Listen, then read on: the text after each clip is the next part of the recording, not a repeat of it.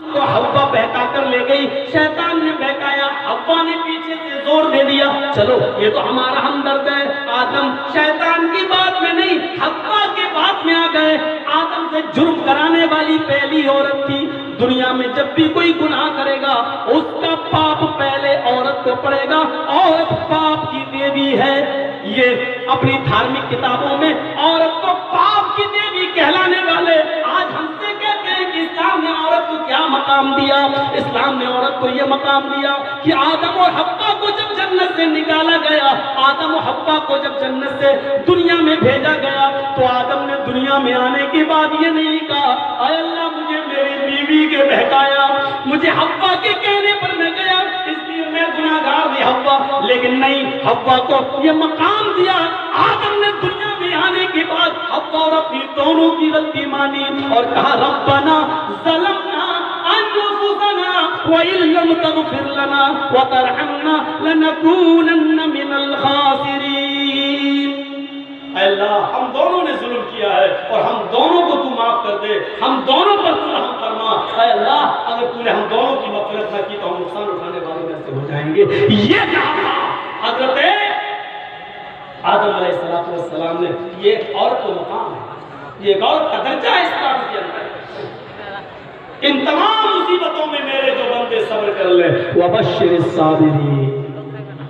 और एक बात सुन लीजिए, जब सारे दरवाजे आपको मेहनत करना है, मशक्कत करना है, और जब सारे दरवाजे कोशिशें हमारी खत्म हो जाएं, तब फिर अल्लाह की हिकमत काम करती है।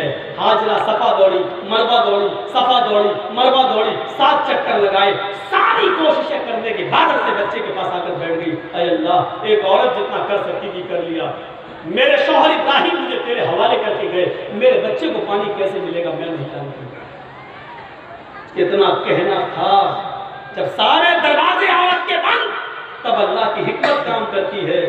जिब्रील को भेजा, जाओ इस्माइल जिस जगह पर एड़ियां रगड़ रहे हैं उसी जगह पर तुम पानी का चश्मा जारी करो। जिब्रील ने पर मारा, पानी का चश्मा जारी। जब सारे दरवाजे बंद होते हैं तब अल्लाह अपना दरवाजा खोलता है। घबराने की जरूरत नहीं, हम सिर्फ कोशिश कर रहे हैं, हम और आप कोशिश कर रहे हैं। जब हमारे सारे रास्ते सारे संविधान खत्म हो जाएंगे फिर अल्लाह अपनी हिकमत जरूर दिखाएगा। और देश के गद्दारों को नारा तुमने लगाया है, गोली मारो डेस्क डेस्क डेस्क। हम कहेंगे देश के गद्दारों को इंशाअल्लाह इस देश से जरूर निकालेंगे। वो जानता है कि देश का गद्दार कौन है, कौन है देश का गद्दार, वो अच्छी तरह जानता है। तुमने इसीलिए तो केस नहीं किया कि उसने कहा था देश के गद्दारों को गोली मारो सालों में, उसने इसीलिए तो बच गया। देश के गद्दार का क्या ये लोग देश के गद्दार हैं? हमने तो देश के गद्दारों को कहा। तो एक दुआ हम भी कर रहे हैं, एक दुआ हम भी कर रहे हैं, और आज उस दुआ पर आपको आमीन बोलना। आइए हम भी एक दुआ करते हैं कि अल्लाह जो हकीकत में इस देश का गद्दार है तू इसको इस देश से निकाल दे, इस देश से उसको उसका वजूद मिटा दे।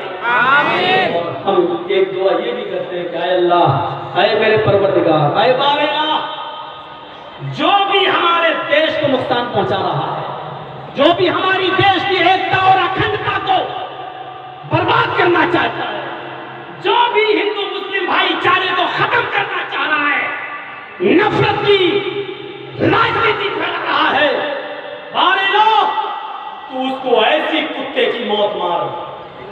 एक दुआ हम भी करें। तुम देश के गद्दारों को गोली मारो सालों को कह के बच सकते हो कि देश के गद्दारों के लिए कहा, तो हम भी देश के गद्दारों के लिए बद्दुआ कर रहे हैं। आय अल्लाह जो इस देश की एकता और अखंडता को नुकसान पहुंचा रहा है, जो हिंदू और मुसलमान भाईचारे को खत्म कर रहा है, वो चाहे हम हो या कोई और, आय अल्लाह जो भी इस देश के भाईचारे को मिटाना चाहता है तो उसको ऐसी दर्दनाक और कुत्ते की मौत उसको इस भारत के अंदर दे कि बाद में आने वाली नस्ल के लिए निशाने इबरत बन जाए। माँ के पेट से बाहर आने के लिए 1000 बार सोचे कि मैं पैदा हूं या यहीं पे मर जाऊं, वो अच्छा है।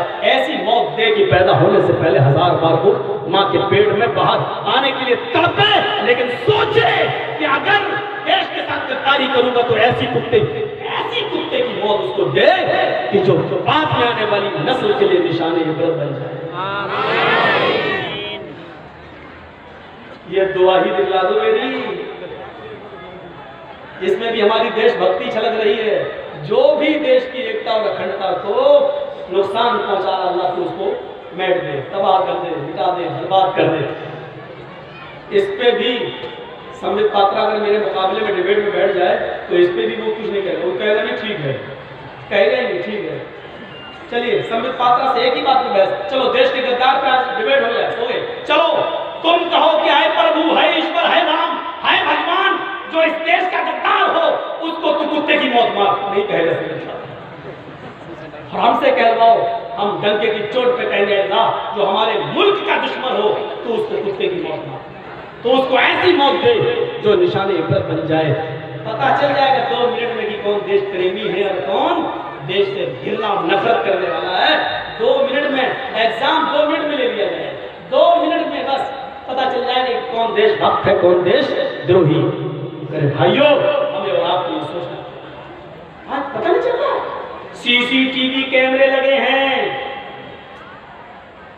केजरीवाल सीसीटीवी कैमरे के नाम पर ही वोट जीते हैं चुनाव इतने, और आज के दौर में आपको पता नहीं चल पा रहा है कि दिल्ली में दंगा कौन भड़काया, किसने मारा। हम बिला धर्म की बात कर रहे हैं, जो भी मरा वो देश का नागरिक मरा। आज कातिलों को पकड़ा नहीं जा रहा है। सीखो हजरत उमर रजी अल्लाह तआला अन्हु से। एक आदमी की लाश मदीने के घूर पर मिली। घूर जानते हैं, घरों का कचरा इकट्ठा करके, उस जमाने में एक आदमी होता था जो घरों से कचरा इकट्ठा करके एक जगह डाल देता था। जहां पूरे शहर का कचरा डाला जाता था उसको कहते हैं घूर, उर्दू में घूर। तो एक घूर पर जहां पूरे मोहल्ले का गंदगी जलाजत डाली जाती थी एक जगह पर, उस घूर पर एक आदमी की लाश मिली। पुलिस ने रिपोर्ट की गई हजरत उमर के पास। हजरत उमर फारूक ने अपनी पुलिस को लगा दिया कि कातिल का पता लगाओ, इस आदमी को किसने मारा। लेकिन पूरा साल गुजर गया, पता नहीं चला। एक आदमी के कातिल को पुलिस ढूंढ रही है, पूरा साल ढूंढा लेकिन कातिल का पता नहीं चला। यानी इस हिसाब से उसको कत्ल किया गया कि कानो कान किसी को खबर नहीं, और रात में घूर पर फेंक दिया गया। पुलिस अभी कातिल का पता लगा ही रही थी, लगा तो पाई नहीं, लेकिन 1 साल के बाद, 9-10 महीने के बाद क्या देखती, उसी घूर के ऊपर एक नौज़ायद बच्चा मिला। अभी अभी पैदा हुआ है और अभी किसी ने पैदा करके इसको फेंक दिया है इसी घूर पर, वो रो रहा है।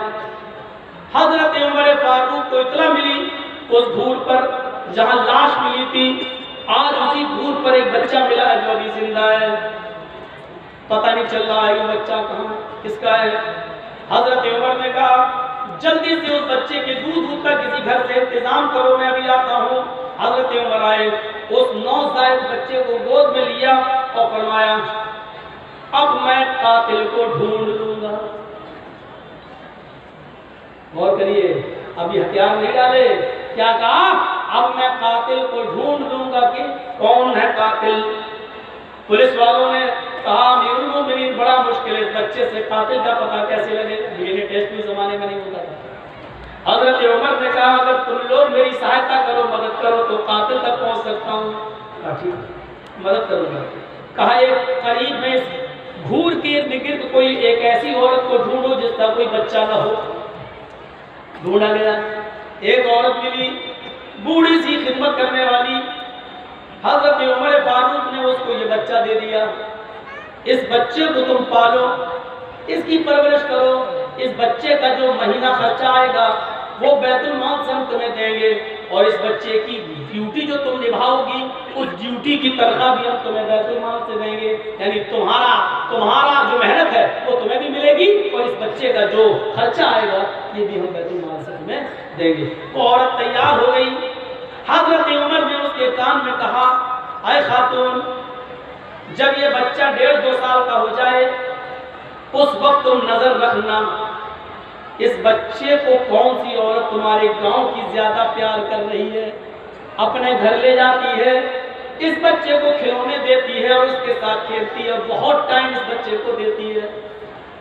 वही हुआ जब वो बच्चा धीरे धीरे 1.5 साल का 2 साल का हो गया तो एक औरत बच्चे को बाहर खेलता हुआ देखती थी तो उसी गांव की एक औरत उस बच्चे को खिलौने के बहाने, कुछ टॉफी वॉफी के बहाने, उस जमाने में जो खाने पीने की चीजें चलती हैं उसके बहाने बुलाती और दिन दिन भर उस बच्चे को अपने पास रखती, हजारों खिलौने देती, खिलाती, छूमती और शाम होने से पहले उसके घर छुड़ाती। हजरत उमर फारूक को इस औरत ने खबर दी कि एक औरत है जो रोजाना इस बच्चे को सुबह ले जाती है और शाम को छोड़ती है, ज्यादा ही मोहब्बत कर रही है इससे। हजरत उमर अपने 2-4 साथियों के साथ आते हैं। 2 साल का बच्चा हो गया और 1 साल कातिल मकतूल को कत्ल हुए, 3 साल के बाद भी हजरत उमर कातिल का पता लगा रहे हैं। हजरत उमर आए और सीधे उस औरत के घर में घुस गए, दरवाजे को दस्तक दी, उसके माँ बाप को अलग किया, आपकी बेटी से पूछताछ। जैसी दिन में गए वो औरत उस बच्चे को खिला रही थी। हजरत उमर ने कहा ये तुम्हारा बेटा है? नहीं नहीं नहीं मेरा नहीं, फला का है। अच्छा अच्छा अच्छा, सुना है ये बच्चा रोजाना तुम्हारे पास आता है? जी। आता है या तुम ले आती हो? बाहर खेलता है, मैं ले आती हूँ, खिलाती हूँ, चूमती हूँ, बच्चा ही तो है, प्यार करती हूँ। हजरत उमर फारूक ने कहा अभी तक तो मैं जो पूछ रहा था वो संजीदगी से पूछ रहा था, अब असल में हकीकत में ये बताओ कि ये बच्चा किसका है? उसने कहा कि मुझसे क्यों पूछ रहे हो, उसका उससे पूछो। कहा ये बच्चा उसका नहीं है, ये बच्चा तुम्हारा है। कहा अमीरुल मोमिनीन मेरी तो शादी नहीं हुई। कहा इसीलिए तो इस बच्चे को फेंका गया है, वरना जब तुम्हारा ये कोई नहीं है तो इतनी प्यार की वजह क्या है? सुनो, अल्लाह के अज़ाब से नहीं बच सकती हो और अभी चंद सवाल तुमसे बहुत सख्त करूंगा। कहने लगी अमीरुल मोमिनीन अब पहले मेरी पूरी बात सुन लीजिए, उसके बाद आप मुझे सजा देना चाहें तो दे दीजिएगा। आप सही कह रहे हैं, ये बच्चा मेरा है और जो इस बच्चे का बाप है उसको मैंने कत्ल किया है, कातिल भी मैं हूं, ये बच्चा भी मेरा है, इस बात को मैं इकरार कर रही हूं। लेकिन इस सच्चाई के पीछे मेरी मजबूरी क्या है वो आप सुन लीजिए, उसके बाद आप चाहें तो मुझे सजा दे दीजिए और चाहे तो छोड़ दीजिए। हाँ चलो, सुनने का हक तो सबको है, बोलो। कहा अमीरुल मोमिनीन मेरे घर में एक औरत काम करती थी, झाड़ू पोछा बर्तन मांज दिया करती थी, खाना बना दिया करती थी, हम उसको महीना दे दिया करते थे, घर में खिला दिया करते थे, उसको खाने पीने के अलावा उसकी कुछ मजदूरी भी उसको दे दिया करती थी। एक दिन हमारी उस खादिमा को बाहर जाने की जरूरत हुई, वो कहने लगी कि हम 1 महीने के लिए बाहर जा रहे हैं। मैंने कहा फिर मेरे घर का झाड़ू पोछा बर्तन खाना पकाना कौन करेगा? उसने कहा अमीरुल मोमिनीन, उसने कहा मेरी एक जवान बेटी है, मैं उस बेटी को तुम्हारे घर छोड़ दे रही हूँ, मैं तो बाहर रहूंगी, मेरी जवान बेटी घर में अकेली रहेगी, वो परेशान रहेगी और उसकी इज्जत तो आप हो गई, छल्ली छल्ली ना हो जाए, वो तुम्हारे घर में रहेगी, तुम्हारे घर में सोएगी, तुम अपनी बहन की तरह उसको अपने पास सुला लिया करना। मैंने कहा कोई हर्ज की बात नहीं अमीरुल मोमिनीन, मैंने कहा कोई हर्ज की बात नहीं, तुम्हारी बेटी मेरी बहन जैसी। वो अपनी लड़की को मेरे घर छोड़ गई और खुद चली गई। उसने दिन में खाना भी बनाया, रात में भी उसने शाम का खाना भी बनाया। अमीरुल मोमिनीन मैंने सोचा कि इसको बाहर कहाँ सुलाऊंगी, क्यों ना जिस कमरे में मैं रहती हूँ इसको भी मैं अपने कमरे में सुला लूं। मैंने उसको अपने कमरे में सुला लिया। अमीरुल मोमिनीन उसके हाव भाव से पूरे दिन मुझे पता ही नहीं चल सका कि वो लड़की है या लड़का। इसकी मां ने मेरे साथ धोखा किया है। अमीरुल मोमिनीन उसके बड़े बड़े बाल थे, चेहरे पे उसकी रंगत ऐसी थी कि पता ही नहीं चल रहा था कि वो हकीकत में लड़की नहीं लड़का है। मैं धोखा खा गई।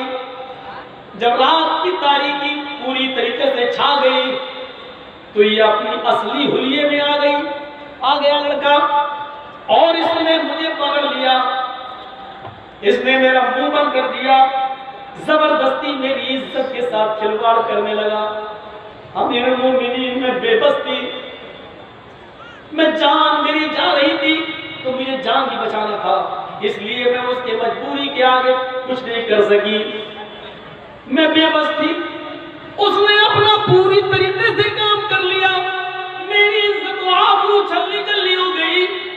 उसने कहा देखो मैं फिर लड़की की शक्ल में आ जाता हूं, तुम किसी को मेरे बारे में मत बताना वरना तुम्हारी बदनामी होगी। अमीरुल मोमिनीन मैंने उस वक्त कह दिया कि हाँ ठीक है। फिर मैं इस गंजे के बहाने उठी। सामने ही एक छुरी पड़ी हुई थी मेरे घर के आंगन में। रात के अंधेरे में मैंने वो छुरी को उठाया और मैंने छिपा दिया और आई। जैसे उस कमरे में आई तो मैंने ताबड़तोड़ उस लड़के पर हमला करके उसको मैंने कत्ल कर डाला, उसको मैंने मार डाला। मारने के बाद एहसास हुआ कि मैंने कत्ल किया है। अमीरुल मोमिनीन मेरी इज्जत आबरू लुट गई। हदीस में तो आता है नबी अकरम ने फरमाया कि जो अपनी इज्जत आबरू को बचाने के लिए अगर किसी पर हमला करता है तो वो जायज है, मारता है तो मारने वाला मुजरिम नहीं, जिसको मारा वो खून बेकार। और अगर उसने इसको मार दिया तो ये शहीद का दर्जा पाएगा। मैंने उसको मार तो दिया, लेकिन मैं कैसे यकीन दिलाती कि इसने मेरे साथ ये किया वो किया। मैंने सोचा कि कत्ल के जुर्म में मुझे कत्ल न कर दिया जाए, इसलिए मैंने रात ही के अंदर इसको घसीटते हुए ले गई और मैंने मदीने के घूर पर इसको यहीं पर अपने घर के सामने इस शहर के घूर पर मैंने इसको फेंक दिया। मैं घर आई, इसका मैंने पता किसी को नहीं बताया। कुछ दिनों के बाद अमीरुल मोमिनीन मुझे उल्टियां होने लगी। मुझे यकीन हो गया कि जिना से मैं हामिला हो गई, मेरे पेट में हमल ठहर गया। अमीरुल मोमिनीन मैं सोचती थी कि इस हमल को गिरा दूं। फिर मैंने ये भी सोचा एक गुनाह तू कर चुकी है, एक आदमी का कत्ल। अब इस बच्चे को अगर तू मारेगी तो इसमें तेरे पेट के बच्चे का क्या कसूर? उसमें तो तू बच सकती है अल्लाह की अदालत में, क्योंकि तूने एक जानी को मारा। लेकिन इस बच्चे के कत्ल में तू नहीं बच पाएगी, क्योंकि मेरे सामने नबी का फरमान भी है कि जिसने अपने बीवी के पेट का बच्चा, जिस औरत ने अपना पेट का बच्चा मारा, चाहे वो 15 दिन का हो, 20 दिन का हो, 1 महीने का, 2 महीने का, जिसने अपना हमल गिरवाया, कयामत के दिन ये बच्चा अल्लाह ताला इसको ज़बान देगा और ये अपनी माँ की पिस्तान से लटका हुआ आएगा, अपनी माँ के पिस्तान से लटका हुआ आएगा और चीख कर कहेगा या रब्बी हाज़िही उम्मी क़तलतनी, अल्लाह ये मेरी माँ है जिसने दुनिया में मुझे कत्ल कर डाला था। मैंने सोचा इस बच्चे का कसूर तो कुछ नहीं है, मैं इसको क्यों मारूं? फिर 9 महीने तक मैंने इस बच्चे को संभाला। मैंने अपने माँ बाप को पूरी बात बताई, लेकिन मैंने ये कह दिया कि किसी को खबर नहीं होनी चाहिए। सच्चाई ये थी, जब ये बच्चा पैदा हुआ तो फिर मुझे डर हुआ, अमीरुल मोमिनीन क्या मुझसे सवाल होगा कि तेरी शादी नहीं हुई, इस बच्चे को तूने जन्म कैसे दे दिया? तो फिर मेरे ऊपर एक और इल्जाम लगता और मेरी शादी नहीं होती। इसलिए मैंने सोचा कि इस बच्चे को जिंदा ही फेंक दो, कोई राहगीर ले जाएगा और उसकी परवरिश होगी, वो पाल लेगा। मैंने इस बच्चे के पैदा होने के बाद इसको मदीने के घूर पर फेंक दिया। अमीरुल मोमिनीन मैंने देखा आप इस बच्चे को जब किसी औरत के हवाले कर रहे थे तो मैं इस बच्चे के चलने फिरने का इंतजार कर रही थी। जब ये चलने फिरने के लायक हो गया तो माँ की ममता जोश में आ गई और मैं इसको अपने घर लाने लगी। अब ये मेरी सच्चाई है। हजरत उमर चीख पड़े, अल्हम्दुलिल्लाह तुमने बिल्कुल सही सही मुझे बता दिया, इसलिए तुम्हें मुजरिम करार नहीं दिया जाएगा, तुम्हें कातिल नहीं माना जाएगा। तुमने अपनी इज्जत आबरू को छलनी छलनी करने वाले को कत्ल किया है, ये होना ही चाहिए। ये काम तो मैं भी करता, लेकिन तुमने वक्त पे कर दिया, ये अच्छा किया है। और ये बच्चा अब तुम चाहो तो तुम पालो, परवरिश करो, चाहो तो बैतुल माल में दे दिया जाए।